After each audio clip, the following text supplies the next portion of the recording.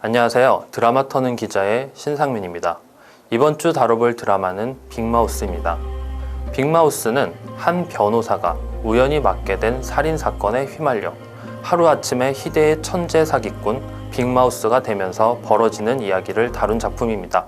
작품은 하드보일드, 범죄, 느와르 장르를 표방하고 있습니다. 그러다 보니 작품 자체의 색이 상당히 어둡습니다. 공개된 포스터만 봐도 그 분위기를 읽을 수 있습니다. 청색 계열의 색깔이 많이 사용돼서 차가운 분위기를 줍니다. 여기에 녹색 계열의 색깔이 혼합돼 음습한 분위기마저 자아냅니다. 이 드라마 상당히 재밌습니다. 1화부터 빠르게 이야기가 전개되면서 시청자들을 빠져들게 만듭니다. 하지만 용두삼이 이 드라마에 어울리는 단어라고 할 수 있습니다. 뒤로 갈수록 이야기에 힘이 빠지는 느낌을 받으면서 드라마가 상당히 지루해집니다. 이제 본격적으로 드라마에 대해 이야기를 해보겠습니다. 주인공 박창호는 승률 10% 변호사입니다. 실력은 없고 말만 많은 인물입니다. 그러다 보니 떠벌이라는 표현에 빅마우스로 불리기도 합니다. 그런 박창호가 우연히 범죄에 휘말려 하루아침에 자신이 천재 사기꾼 빅마우스가 되어버립니다. 박창호 입장에서는 자신이 빅마우스가 아니라는 사실을 입증해야만 합니다. 범죄에 휘말려 죽을 위기에 처한 박창호는 자신이 빅마우스인 척 해야만 목숨을 유지할 수 있다는 사실을 깨닫게 됩니다. 그렇게 박창호의 위태로운 교도소 생활이 시작됩니다. 가짜 빅마우스가 진짜 빅마우스인 척 해야 하는 상황, 그 자체가 이 드라마의 재미 포인트입니다. 변호사에서 빅마우스처럼 행동하고 말하는 등 변해가는 박창호의 모습이 나름 재미를 줍니다. 이와 함께 빅마우스가 누구인가에 대한 궁금증, 이게 드라마 초반 극을 이끌어가며 시청자들을 빠져들게 만듭니다. 촬영 당시 배우들도 누가 빅마우스인지 몰랐다고 합니다. 빅마우스 본인만 자신이 빅마우스라는 사실을 작가에게 들었다고 합니다. 그러다 보니 촬영 중 재미있는 에피소드도 생겼다고 합니다. 곽동현 배우가 다른 배우들과 합심해서 양경원 배우에게 고미호 역할의 임윤아가 빅마우스라고 장난을 쳤습니다. 그 때문에 한동안 양경원 배우는 고미호가 빅마우스라고 철석같이 믿고 있었다고 합니다. 이렇게 흥미진진한 이야기가 왜 후반부에 힘이 빠져버린 걸까요? 개인적으로는 불량 배분 실패라고 봅니다. 드라마는 박창호가 구천교도소에 들어가면서 벌어지는 이야기와 구천교도소를 나온 뒤의 이야기로 나눌 수 있습니다. 구천교도소를 나온 박창호의 행보도 이야기 규모만 보면 16부 분량입니다. 하지만 진짜 빅마우스의 정체가 밝혀진 뒤 남은 분량은 4회밖에 되지 않습니다.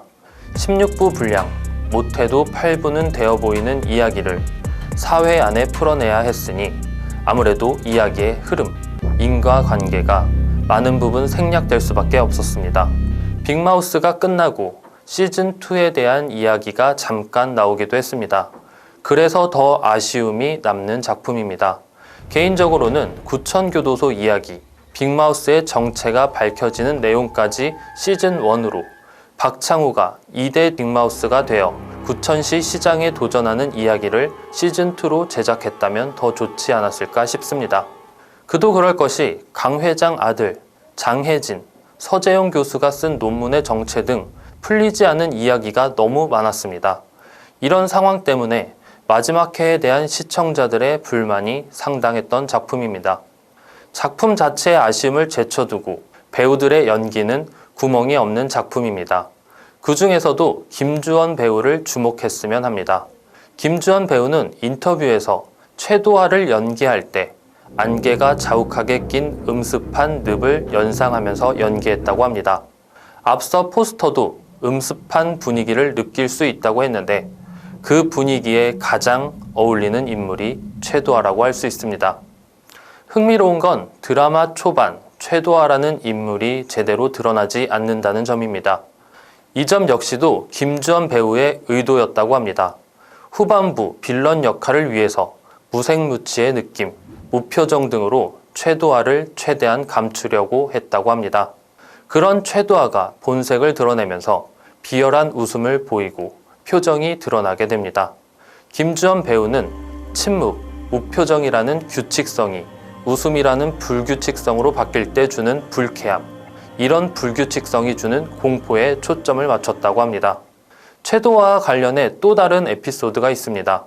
최도아가 프리다이빙을 즐기는 캐릭터로 등장합니다.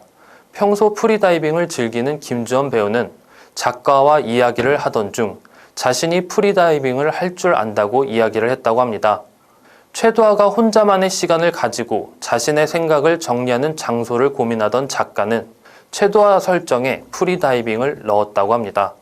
그 덕분에 조금 더 음습하면서도 묘한 분위기의 장면들이 탄생하게 됐습니다. 최도아의 아내 현주희 역시도 프리다이빙을 함께 즐기는 모습이 등장합니다. 현주희를 연기한 옥자연 배우는 프리다이빙을 해보지 않았음에도 호기롭게 할 수 있다고 작가에게 이야기했다고 합니다. 열심히 연습을 했는데 이퀄라이징이 되지 않아서 고생을 했다고 합니다. 평소 비행기를 타도 비염 때문인지 이퀄라이징이 되지 않아 귀통증을 자주 느끼기도 했다고 합니다. 그런 옥자연은 연습 중 초급 이퀄라이징이 아닌 중급 코스의 다른 방식의 이퀄라이징에 성공해 촬영을 무사히 할 수 있었다고 합니다. 현주희 캐릭터도 분량 부족으로 인해 아쉬움이 남는 캐릭터입니다. 공지훈 때문에 흑화를 하는 현주희는 선과 악 사이에서 갈등을 하는 인물입니다. 그런 인물이 최도아를 배신하는 과정이 너무 지루하게 펼쳐집니다. 박창호를 돕기로 결정을 하지만 결정적인 역할을 하지 못한 채 정신병원에 감금이 되어버립니다. 여러모로 아쉬움이 남는 작품이긴 하지만 느와르 장르를 좋아하는 시청자들이 좋아할 만한 드라마입니다. 그리고 주인공이 위기를 헤쳐가는 스토리를 좋아한다면 볼만한 드라마입니다. 지금까지 드라마 터는 기자였습니다.